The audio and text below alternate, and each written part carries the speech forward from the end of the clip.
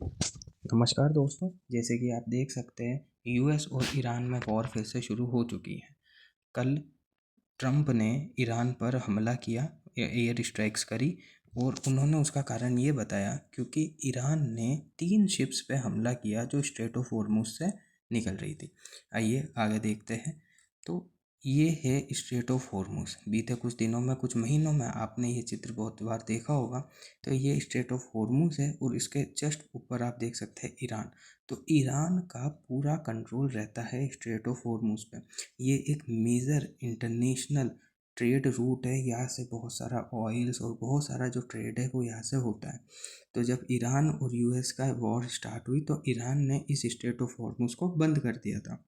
इसी के कारण इंटरनेशनल मार्केट में बहुत ज़्यादा परेशानियाँ ही, बहुत ज़्यादा अप एंड डाउन्स आए, महंगाई बहुत ज़्यादा बढ़ गई और इसके होते हुए देखते हुए फिर बाद में यूएस और ईरान के बीच में जून के अंदर एक एमओयू साइन हुआ। ये कोई पीस ट्रीटी नहीं है, ये कोई फाइनल ट्रीटी नहीं है, ये एक एमओयू है, जस्ट एक मेमोरेंडम ऑफ अंडरस्टैंडिंग है। तो आइए देखते हैं कि क्या की प्रोविजंस है इस एमओयू के। पहला है कि एक 60 दिन का सीज़ फायर होगा, मतलब 60 दिन के अंदर अंदर एक फ्रेमवर्क बनाया जाएगा, नेगोशिएशन होगी फाइनल ट्रीटी तक पहुंचने के लिए। लेकिन 60 दिन तक कोई भी एक दूसरे पर हमला नहीं करेगा।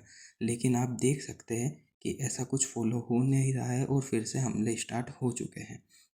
सेकंड है reopening the strait of Hormuz, कि Iran strait of Hormuz open करेगा, कोई भी शिप्स जो वहाँ से पास हो रही है उस पर हमला नहीं करेगा और उसको क्लियर ट्रांजिट देगा। थर्ड है न्यूक्लियर नेगोशिएशन। इस न्यूक्लियर नेगोशिएशन वाले पॉइंट पे ध्यान दीजिएगा। इसका मतलब ये नहीं है कि ईरान के जो न्यूक्लियर प्रोग्राम वगैरह है उस पर कोई फाइनल डील साइन हो गई है, नहीं, ऐसा नहीं है। इसका जस्ट मतलब ये था कि जो भी टेक्निकल और पॉलिटिकल नेगोशिएशंस है न्यूक्लियर डोमेन के ऊपर, वो चलती रहेगी इन 60 दिनों में।